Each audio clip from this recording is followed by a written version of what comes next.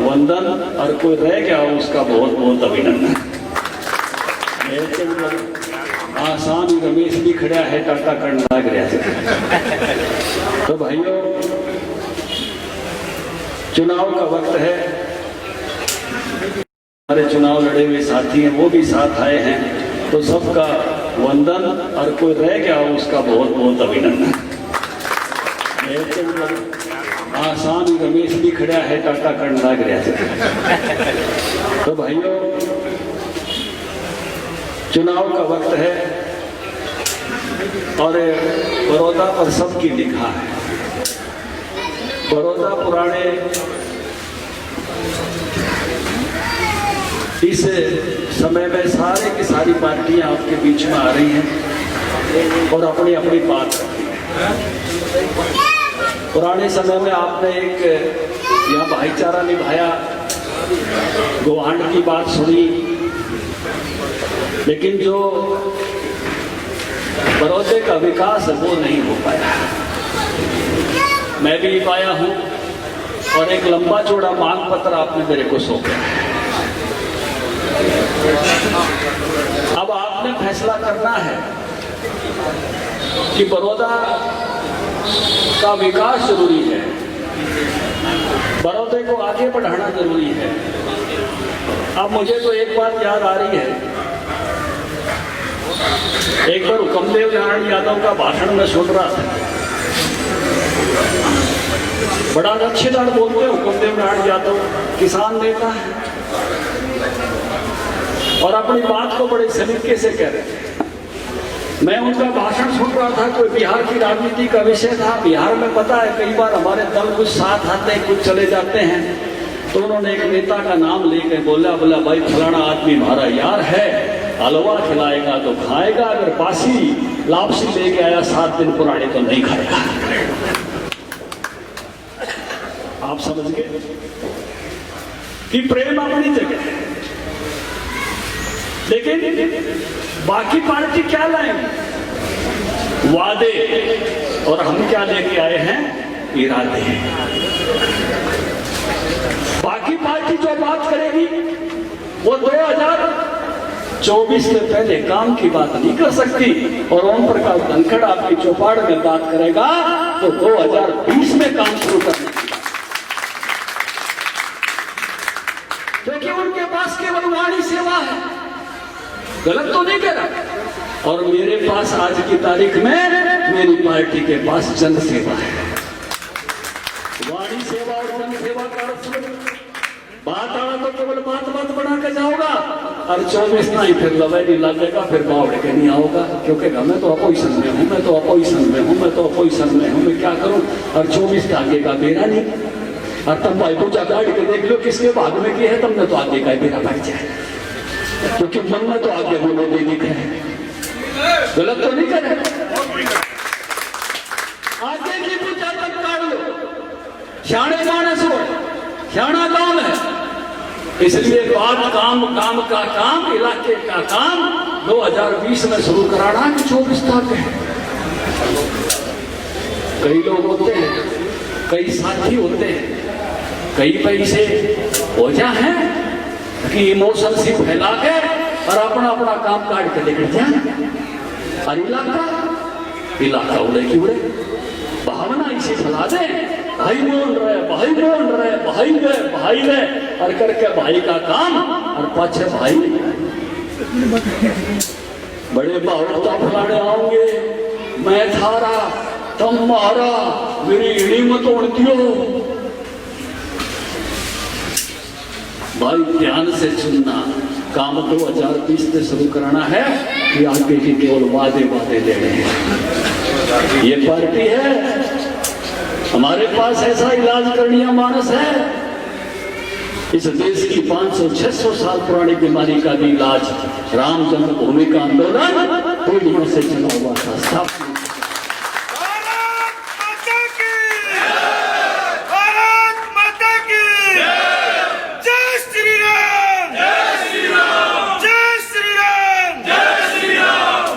नेहरू के बारे में मैंने पढ़ा है, 61-60 का है, तो नेहरू जी तो समझ की उम्र हुई थी, और थोड़े से बालक से हुए जब शास्त्री जी चले गए, इंदिरा गांधी चले गए, बाकी का सारा जमाना मेरा देखो है।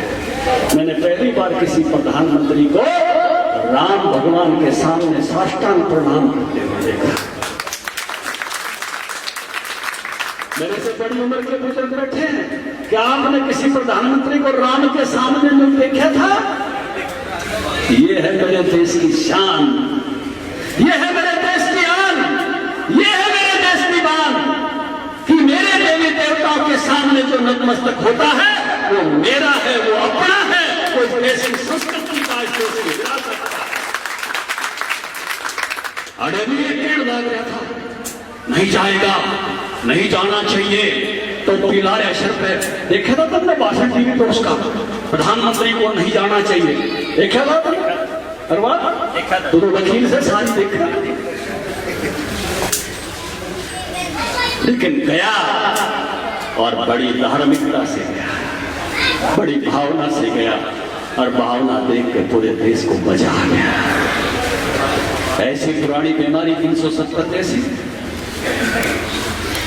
कितने सालों से हम सुनते आ रहे थे, 370 मैं तो गया कई बार, एक बार तो 10-11 हजार छात्र छात्राओं को लेकर हम गए थे,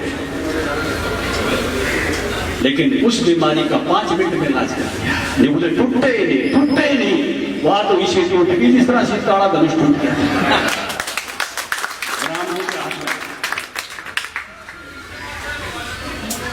5-7 मिनट में संसद में टूटती दिखी, इतिहास बना दिया।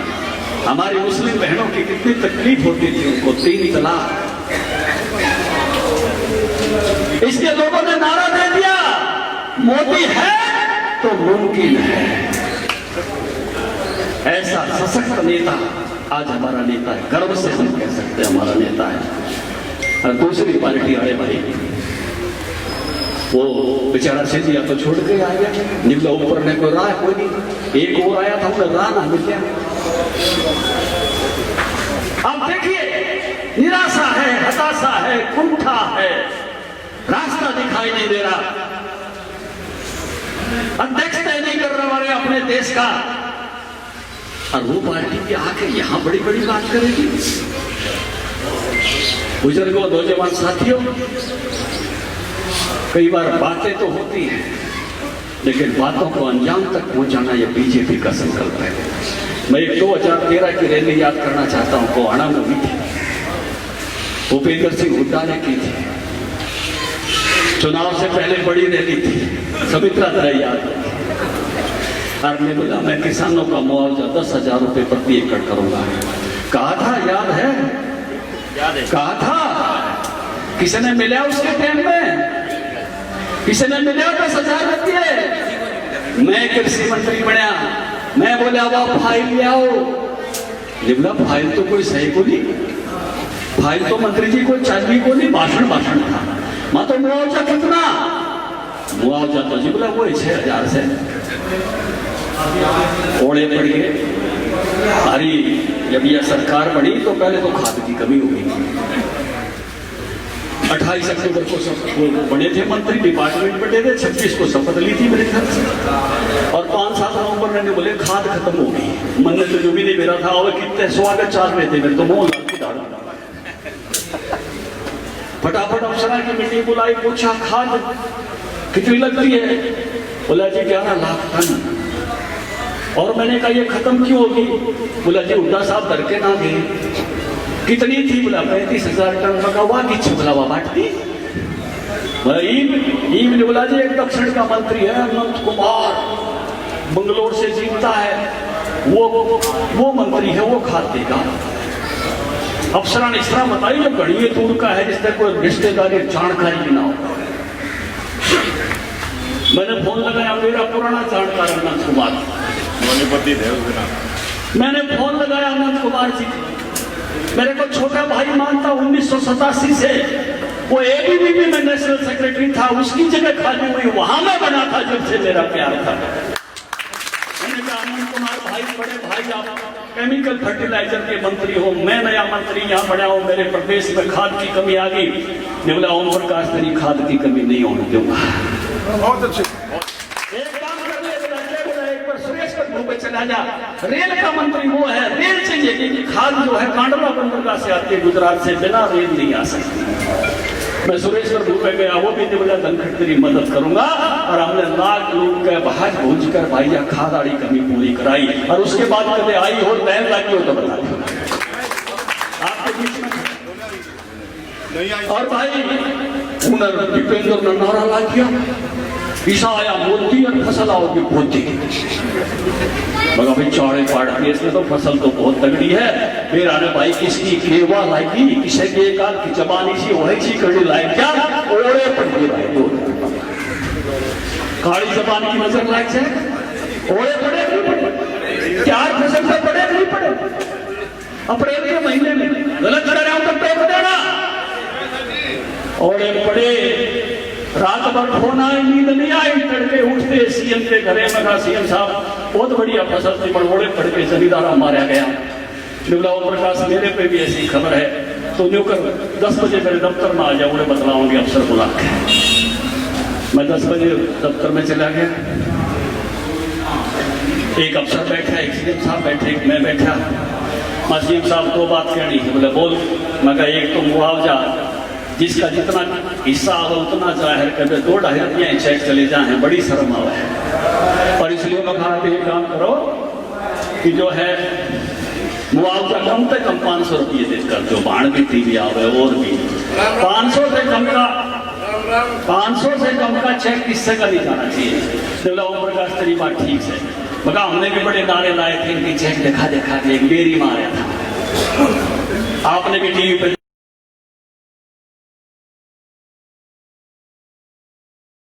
करो, ये 6000 बड़ा कम है, इसने बढ़ाओ। बोला कितना कर लिया ओम प्रकाश? माजी 12 कर लो। 10 का तो नारा उठान दिया था, 10 कराने के लिए मेरला कर दिया। वो अफसर उछल कर पड़ा, बड़ा हम मोटा सा अफसर था, कई लोग जाने उस समय सीएम साहब का मेरे चंद्र के। बोला पंजाब में भी नहीं है, पंजाब में यूपी को नहीं, राजस्थान में भी नहीं है, उड़ेपी ना व्यापार। बोला यूपी में भी नहीं है। मगर भाइयों तो ना होने, मैं साहब एक बार बाहर जाओ, वो बाहर खंडाया। मगर सीएम साहब जो राज तेरे भारत है, और तेरा बाप भी जमींदारा करे था बढ़िया ने, मन ने खुद देखा खेत में काम करता। और ये जैसी बात कर रहा है ना, ये बादल तो इतने बड़े देता है, बयान देकर हवा बदलते हैं। मेरा तेरा पे उतना है कि मैं करांगे तो पड़ेगा सोता। गुलाम प्रकाश के मन में 12 के बोला ले करे 10 12 साथियों, घंटी बजा के अफसर को कहा लागू कर दो। आज मैं फख्र से इस वर्ष के नीचे खड़ा होकर कह सकता हूँ 4,500 करोड़ का मुआवजा मेरे किसानों के खाते में जा चुका है। 1,095 करोड़ का मुआवजा दिया। नकली किसान नेता बनते हैं, पता नहीं है कुछ भी करके नहीं दिखाते। भुट्टा साहब की लीडरशिप में कमेटी बनी थी फसलों के दाम बढ़ाने के लिए, बीमा देने की, अपनी कमेटी की रिपोर्ट लागू नहीं करा पाया। चौपाट में आ जाए तो पूछ लेना ओम प्रकाश दंड की चोट पर कैसा है। पद यात्रा की, रेल रोकी, बीजेपी के लोगों से रुकवाई 9 लाख, पूरे रुकवाण में था कविता जैन, राजीव जैन, सारे के सारे। हमने 50% मुनाफे के साथ फसलों के दाम शुरू कराए, खरीद शुरू कराए, फसल बीमा शुरू कराया। ये इलाका उस इलाके में से है जो सबसे अधिक फसल बीमा का फायदा ले रहा है। बुजुर्गों, नौजवान साथियों, माफ करना, आंकड़ों पर करना, हकीकत पर करना, असलियत पर करना। आज मोदी है जो किसान का भला चाहता है। किसी सरकार ने 6,000 रुपए सीधे आपके खाते में देने का फैसला किया था। 2,000 की 3 किस्तों में अभी एक बटन दबा के 17,000 करोड़ रुपए आपके खाते में झटके से डाल दिया केंद्र सरकार का। आपके SMS ताजा होंगे तो कई दिन दिखे, किसी ने दिया बताओ। राज तो मनमोहन सिंह का भी था, उससे पहले भी था।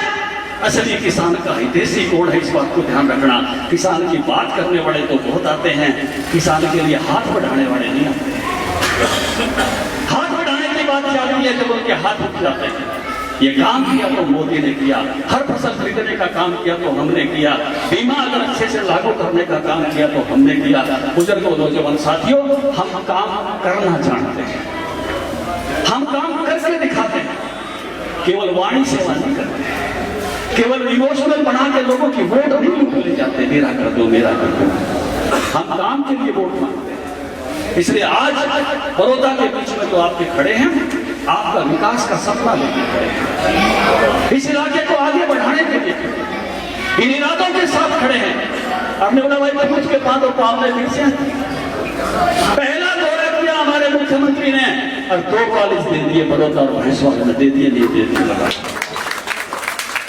पिछली सरकार से पूछ लो 500 साल तक, पिछली सरकार से पूछ लो, केवल बहुत बड़ा के वोट लेंगे। और यहाँ करने के इरादे हैं, करने के साधन है, करने का सिस्टम है। इसलिए खाली पानी सेवा में मत फंस जाना। जो जन सेवा का आज अधिकार जिसको आपने दिया हुआ है, जिनको चंडीगढ़ और दिल्ली में बैठाया हुआ है, वो करके दिखाएंगे। पक्की कराने की बात है और रास्ते खेतों वाले पक्के कराने की बात है, और कोई मोहरी रोक दी गई है उसको शुरू कराने की बात है। भाई बिल्कुल आज ही अध्यक्ष की चिट्ठी गैर लगा के और सारी चिट्ठी सरकार के दौरे शाम से पहले पहुंचा। पहले मेरी ड्यूटी दूसरी थी, मंत्री वाली ड्यूटी में तो मैं उड़े आकर क्या करता अब ड्यूटी पार्टी वाली है, लेकिन मोहर बड़ी थारी है, चिंता ना करना। इस मोहर की वो मेला नहीं होती, आप समझ गए सारा। बस तुम तगड़ा छोटा मार दियो, बड़ौदे का विकास की तो लहर लगा देंगे। केवल भाजपा की बातों में ना वाणी सेवा की बजाय देखो भाई जन सेवा की चिट्ठी अब किसके पास है। मैं तो चाहूंगा कि यहाँ अड़ोसी पड़ोसियों ने भी ये कहना चाहिए भाई मेरा राजीव है नहीं, अरीब क्या है बीजेपी के 4 साल विकास का जो टवर वाले कभी फिर आओ भाई देख ले। सच्चा पड़ोसी कौन है? सच्चा पड़ोसी कौन है?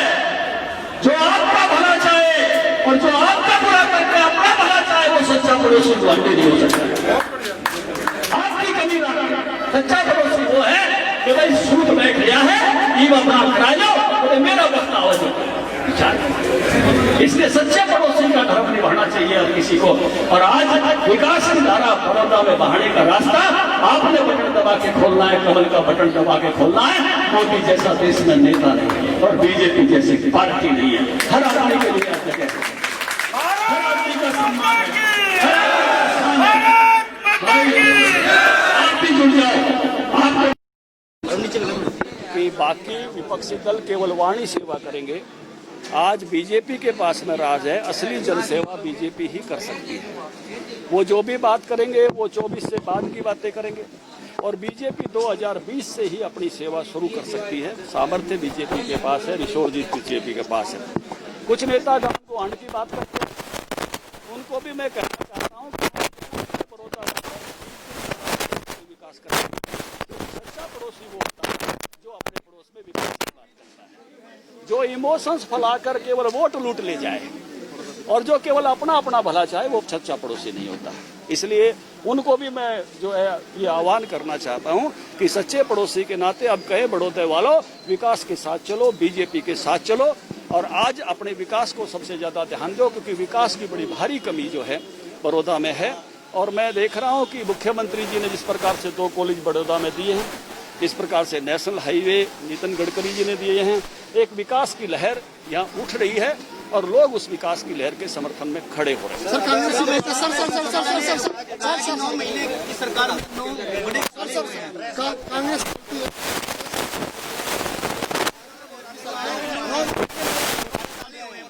मैं ये पूछना चाहता हूँ, नारा देते रहे 10 काम बता दो और आप मीडिया वाले भी पूछ लो, जब 10 काम गिनवा दे तो मैं मान लूंगा सच्चा गुआंढी था। अब नहीं तो भाई मैं कहूंगा कि केवल इमोशनल करके वोट ले गया और गुआंढ के विकास का कोई काम नहीं किया। कांग्रेस पार्टी का ऐसा का नाम घोटाला कर सकता है, क्योंकि उन लोग जमानत पर हैं। आपको पता है कौन जमानत पर है? आपको पता है घोटालों की माँ है कांग्रेस पार्टी, घोटालों की कितनी लंबी लिस्टें हुई थी। इसलिए उन्होंने कोई मुद्दा नहीं उठाया, उन्होंने मुद्दा उठाया तो सुधार का नाम घोटाला नहीं होता। हम उसमें पारदर्शिता लाए, हम सुधार कर रहे हैं। इसलिए इनको एक आदत हो गई है, क्योंकि वो एक वो ना ये मुद्रा काजल की कोठरी जो निकसे सो काढ़े, तो वो उस माहौल में रहे हैं, घोटालों के माहौल में, और उनको सुधार भी घोटाले दिखते हैं। तो भैया मैं चाहूंगा कि उनको वो दिव्य दृष्टि मिले कि सुधारों को सुधार की तरह देख सकें। अजय चौटाला जी ये कह रहे हैं कि एक ही पार्टी का कैंडिडेट होगा और उसी का निशान होगा। कैंडिडेट कौन होगा सर? बीजेपी से कैंडिडेट को लेकर क्या कुछ रहेगा? दोनों दल बीजेपी जेजेपी मिलकर लड़ेंगे और भारतीय जनता पार्टी ने यहाँ काम शुरू कर दिया है और हमारा बहुत अच्छा गठबंधन है और बहुत अच्छे चुनाव में हम जाएंगे। अजय जी ये कह रहे हैं एक ही पार्टी का चुनाव।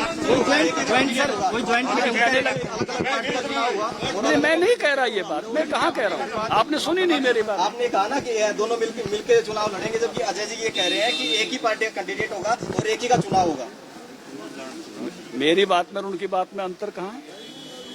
सर आप ये कह रहे हैं कि दोनों, मैं ये कह रहा हूँ मिलकर लड़ेंगे तो एक ही होगा ना, दो थोड़ी होगा। सर लेकिन कैंडिडेट को मीटिंग नहीं हुई, चुनाव किसी का और कैंडिडेट किसी का नहीं। दो आप दोनों पार्टियों के एक साथ बैठ के मीटिंग नहीं हुई, अलग अलग मीटिंग कर रहे हैं क्या? बिल्कुल निश्चित रूप से समय के साथ एक मीटिंग भी करेंगे और दोनों का गठबंधन मिलकर यहाँ पर चुनाव लड़ेगा। और भारतीय जनता पार्टी ने जिस प्रकार से यहाँ पहल की है, तैयारी शुरू की है, निश्चित रूप से आप देखिएगा कि गठबंधन के समन्वय से बहुत अच्छा चुनाव लड़ा जाएगा। बीजेपी ने 1 महीने राज्यसभा जाना था, उसकी राज्यसभा जिद करके छीन ली गई, आपको पता है, आपको सारी कहानी पता है। अध्यक्ष के साथ जब तालमेल ही नहीं है विधायक दल के नेता का, तो कैसे इस प्रकार के निर्णय आ सकते हैं? पहले भी एक दलित परिवार से एक बेटा आया था अध्यक्ष बन के, ना तो उसकी कार्यकारिणी गठित होने में जो संकट आए थे, उसके संचालन में, उसके आगे चलने में जो संकट आए थे अशोक तंवर जी को, वो आपको पता है, आखिरकार बेचारा पार्टी छोड़ के बाहर निकल गया। और ऐसे ही संकट अब दलित की बेटी शैलजा के सामने उत्पन्न किए जा रहे हैं। एक तालमेल जो है वो भारतीय जनता पार्टी में और कांग्रेस पार्टी में तो झगड़े हैं।